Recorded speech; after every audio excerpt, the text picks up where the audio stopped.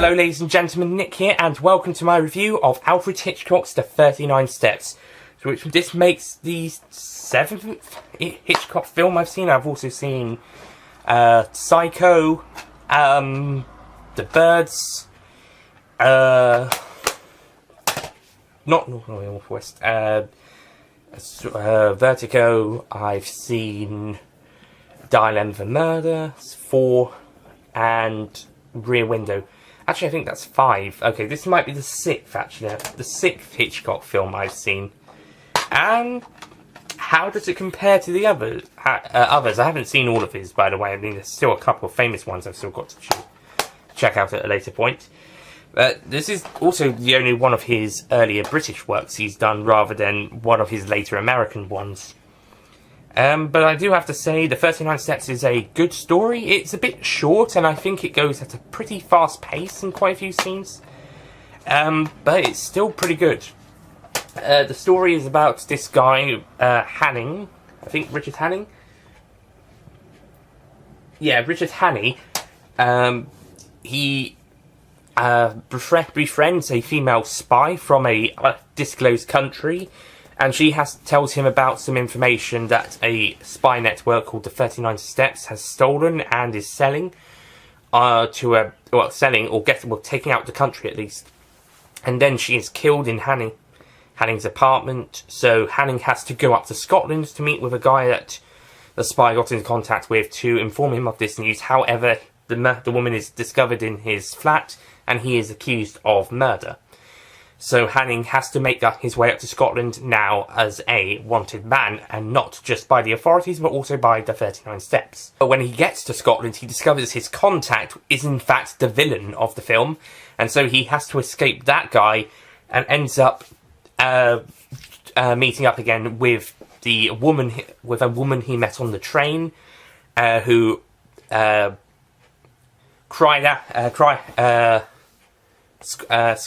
squealed on him, I suppose, because he had informed her that he was the man the police were looking for. They were on the train, but he was innocent, and she had to hide him. And then when the train checked the apartment, she squealed on him, so he had to climb out the train and climb across it across the fourth bridge in that famous sequence.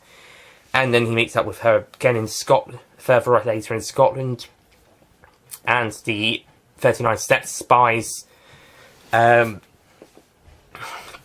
handcuff him and her together because she's going to create statements, but he runs away with her, and they have to spend the night in a hotel where she escapes. But she also discovers that the police officers were indeed 39 Steps members, and he was telling the truth, as he kept telling her.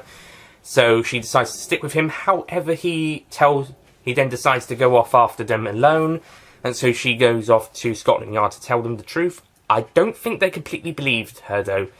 So Hanning has to outright prove it to them, as when he realises that Mr. Memory, a guy who he had watched earlier in the day he saw the spy, met the female spy, he realises that Mr. Memory has the information after the police inform him and the girl that the woman, what's her name? Is it on here?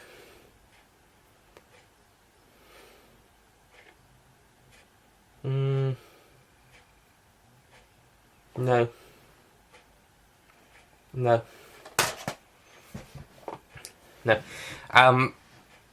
But yeah, when he realises that he has to get Mr. Memory to reveal it, and he does, and other guy, the villain, is apprehended by the police, and Mr. Memory reveals what he knows, and the film ends, basically.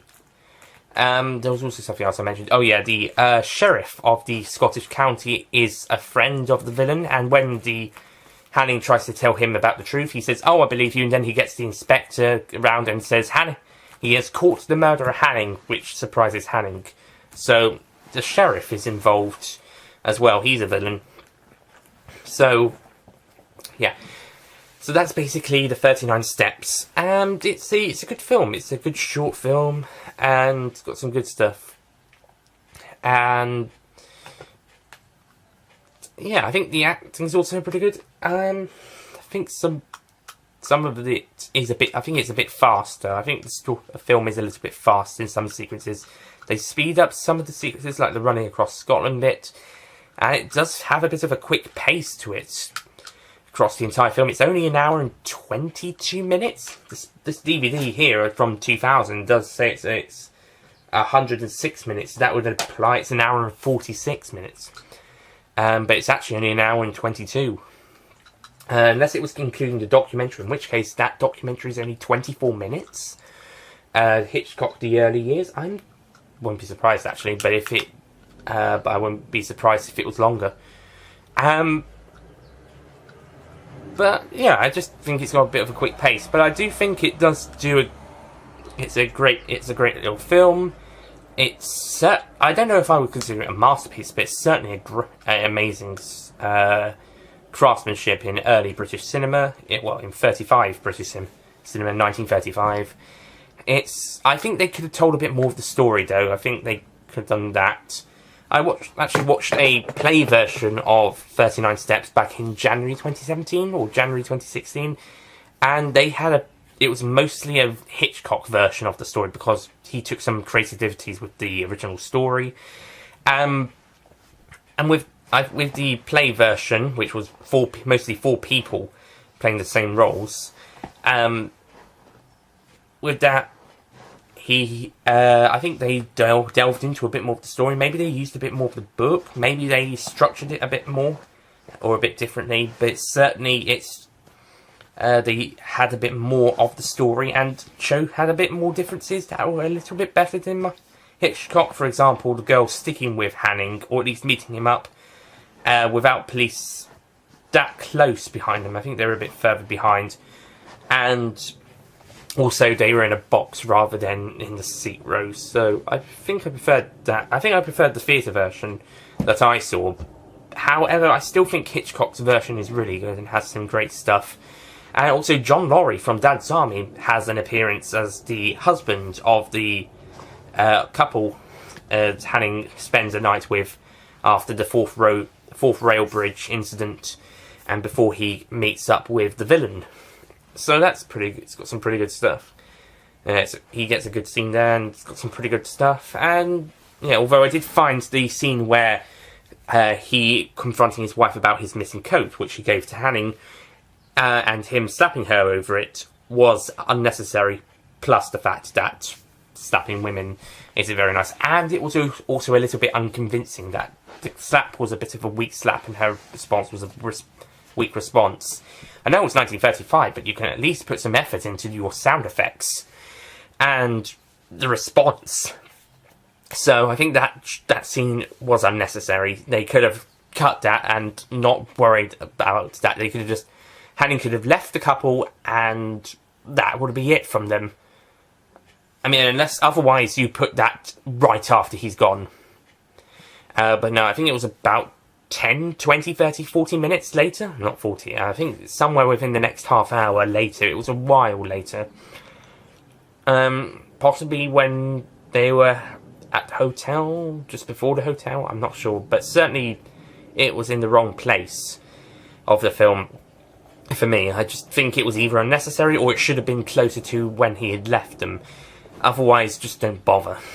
And the police still not believing him right into the end. Or making it clear that I don't know if it was made clear they believed him or not.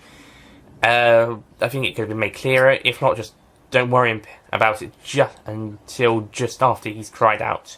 And it just ends after Mr. Memory is killed and he reveals the plans and Hanning and the girl touch hands. It just ends, basically. It just ends. That's one of my biggest problems with Hitchcock films. The films just end on some places. I mean, some places they end after the story's wrapped up, like Psycho. They just end on the shot of the car being dragged out of the mud, but it's a very short portion of it's a very short scene, and I think it could have been extended a little bit more.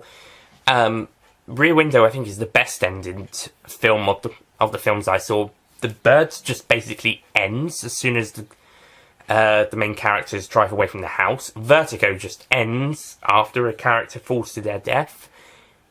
What's the other one? Dial M for Murder. I think that one had a bit better of an ending. I can't remember it, but I think the girl who was accused of murder is eventually she's let off after it's revealed the plan of her husband trying to bump her off. I think that one does have an ending. I'm gonna have to rewatch that film. But yeah, this one basically just ends. It's better. It's a better ending than Vertigo, and it's a better ending than The Birds, and possibly then Dial M for Murder. I'll have to rewatch that one. But it's not as good. I think Psycho's had a better ending. At least they had a final scene before that felt like an ending. Before that final shot, that should have been extended, and then I think it would have had a good ending. Dial M for Murder had a pretty great ending. That pretty much wraps up everything. And then the final shot is everything's back to normal now. Here, everything is finished, so it decides to finish. It decides that's it, the end. But it's still better than The Birds and Vertigo's ending. With The Birds, I want to know what happens next, and with Vertigo, I think they decided, oh, it's over. But here it's still good, and they've got some really great sequences. The stuff for the fourth rail bridge, it looks real great, and I think the cinematography does some great stuff. And the acting is great, and just all around goodness. I just have a few nitpicks with it. Like I said, it's a bit fast in some places, and I think more of the story could have been told within the film. Yeah. But overall, I think it's a good film, and certainly one to check out. So I'm going to give the Alfred Hitchcock version of the 39 Steps, because there's been 2 remakes of the film afterwards, plus at least 1 TV movie version. And also there's the book, and there's been the play versions like the one I saw. But in terms of film, there's 3 feature films and a TV movie. So I'm going to give... So I'm talking about the Alfred Hitchcock film, which is the first of these movies. And I'll be giving this film a 9 out of 10.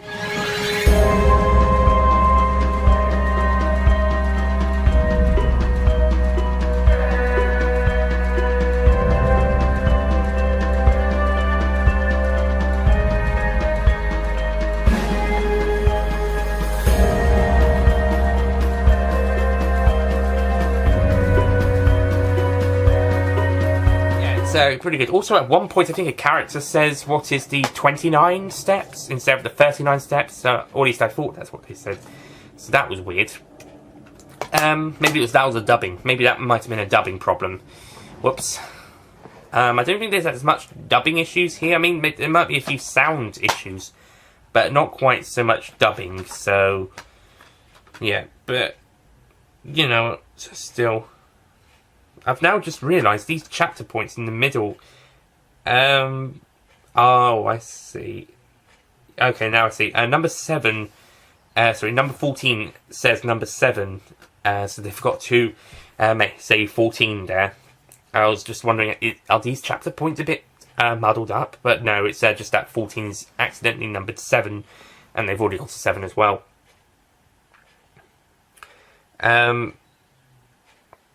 Pamela is the girl's name. Okay, the main character, the main female character. So yeah, and I also have to mention this special edition DVD. It's from 2000, but it's claimed to be a special edition. Yet I think the picture is a bit funny. It's got some picture issues with it for some reason. So yeah, despite being a special edition, I don't think the DVD was. I don't think the film itself was quite as restored as other films would be on their video or DVD or Blu-ray special editions when they would come along. And there's also not that many extras. So if you're going to get the 39 steps, I would advise a later copy. If you can find a later DVD or Blu-ray release of the film, certainly get it. Because I'm sure the film itself would be presented a little bit better than the 2000 special edition, because I think it's not quite fixed as much. I mean, maybe that's a problem with the film as opposed to them not quite restoring it as well enough, but you never know. And maybe the Blu-ray fixes that, or a latest release of the DVD. But I'm not sure. But anyway, the film is still great, so I really, really would check that out if I were you. Okay, thank you for watching. Just to let you know what's coming up, I hope to be watching Star Wars Episode 4: A New Hope later this week, so they'll be having a review, and there'll be more Star Wars films on on the Retro channel for the other original and prequel films, and episode 7 on the main channel. And also coming up in the next couple of weeks will be 101 Dalmatians, which I watched on video at my nanny's house yesterday, and despite being on video, it was still looked really great. And I watched a little bit of the second film, but didn't get to finish it. So I'm gonna have to rewatch the first one on my DVD at home, and then I'm gonna watch the second one. So those two will be getting reviews. These are the animated ones. I'll hopefully rewatch the second live-action film at some point as well, and do a ranking of the 4 films. After that, you can check out the first live-action films review on this channel now. And the next 2 James Bond films I'll be doing next week will be the next one next week will be Moonraker next week, and For Your Eyes Only 2 weeks later, hopefully. So yeah, and then we'll see what else we're gonna do. So anyway, that's it from me. Thank you for watching, and I'll see you guys next time. Goodbye.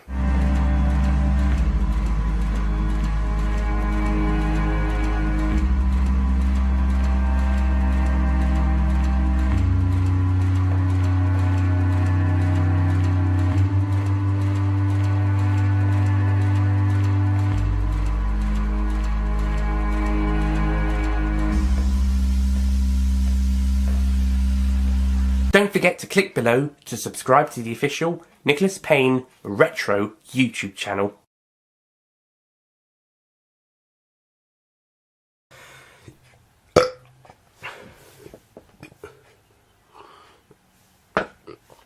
And I'll see you guys next time. Goodbye. And I'll be doing